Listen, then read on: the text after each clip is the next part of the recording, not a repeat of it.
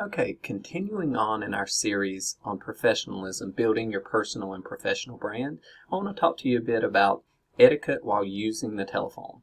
Okay, there are many different things that you can do, different techniques, different practices, things like that, that will go into building your personal as well as professional brand. Okay, to start with, you should develop and then practice for consistency your opening formalities, how you answer the phone, how you respond to somebody immediately upon, say for example, you say your name, Jason Gordon. So you say, hello, may I help you? Whatever. What do you do next? When the person says something, when they introduce themselves, what is the next line that comes out of your mouth? Is it words to create some type of expression of thanks for calling? Is it something to invite the person further for more information? Whatever that is, the back and forth exchange. We think about that all the time and we practice it in daily life and how we encounter other people in person, but we don't think about it as often on the telephone. And I will say for this generation of student, I see all the time, and I used to see routinely in my communications courses, that students do not use the telephone as much as my generation did or generations before me coming up. So that being said, they're less practiced. They are less, in many ways, skilled at communicating over the telephone than prior generations. So that being said, you need to practice it. You need to develop the things that you're going to say. You need to have memorized lines that you're going to bring out in order to get the conversation started in the way, one, that you need with regard to where the conversation is going, but also to maintain a professional appearance. Okay? Part 2. When using your phone, speak clearly. Okay? Being understood is the most important thing. You can't use hand gestures, facial expressions, things like that, unless you're using some sort of video calling software like FaceTime or something like that. But speaking clearly, making certain that the volume of your voice is adequate for what the other person, that will make the other person comfortable and that they are able to hear you adequately. Part of that is knowing your audience. Okay?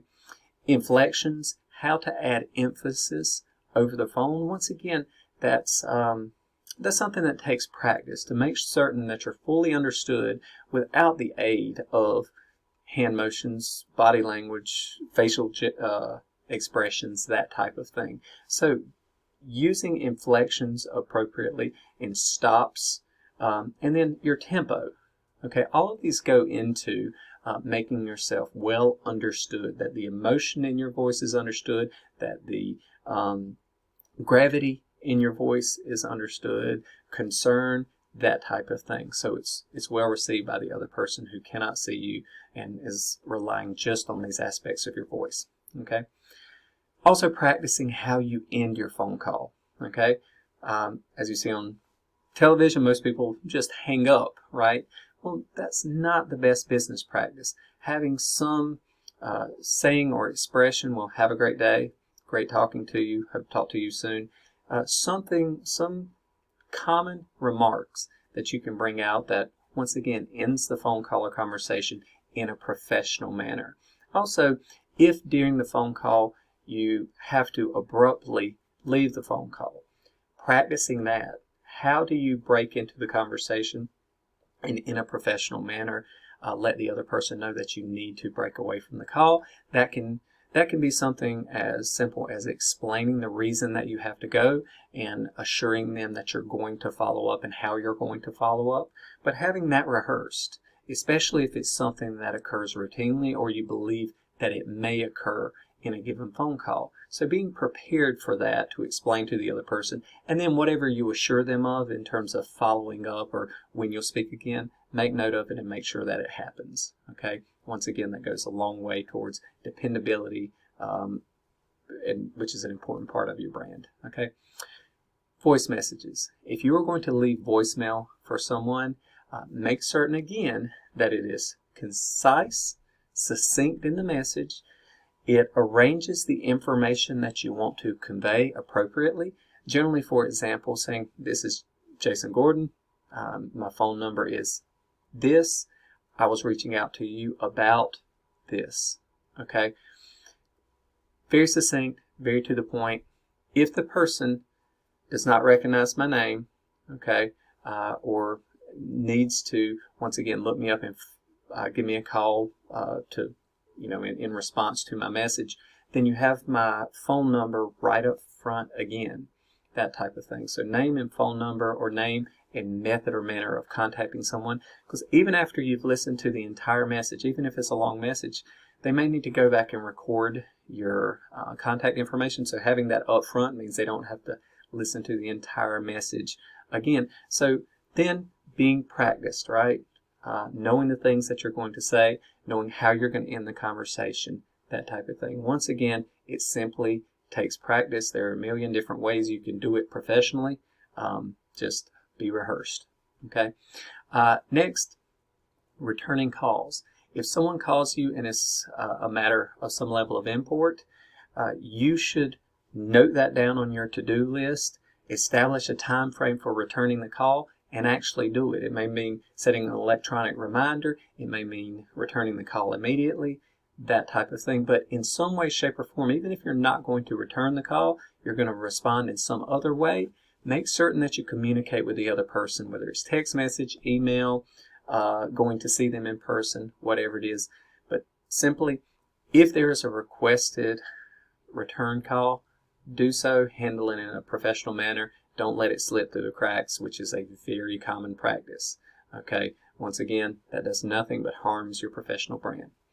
Speakerphone, the one thing about that is don't disturb others, and if you're going to put someone on speakerphone, let them know ahead of time so they know the expectation as to who's in the room and who can hear them.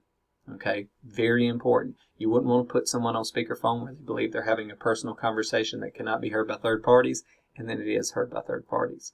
Okay, that can harm your relationship to start with. It can get the other person in some level of trouble if they say something that they perhaps shouldn't have said, or information they should not have revealed. So make certain the person on the end of the line knows. Okay, do not give out someone's personal telephone number unless you have permission to do so.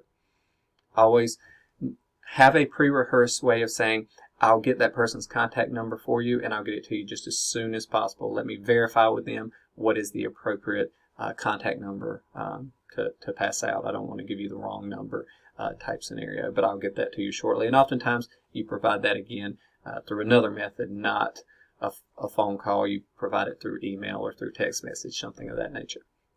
Okay, and then if you do have a phone call where you say things that are important or information that you need to memorialize, phone calls aren't recorded like emails, so sending a follow-up email to memorialize the various aspects of the conversation can be very important. So if you are able, once again, as you are having a phone conversation or listening to a message or whatever, take notes so that you can send a follow-up email with the relevant points in there, okay, to memorialize what you talked about. This is particularly true if you make promises or set some level of expectation with the other party, okay? Now, taken together, all of these things will go a long way in building your professional brand when using the telephone.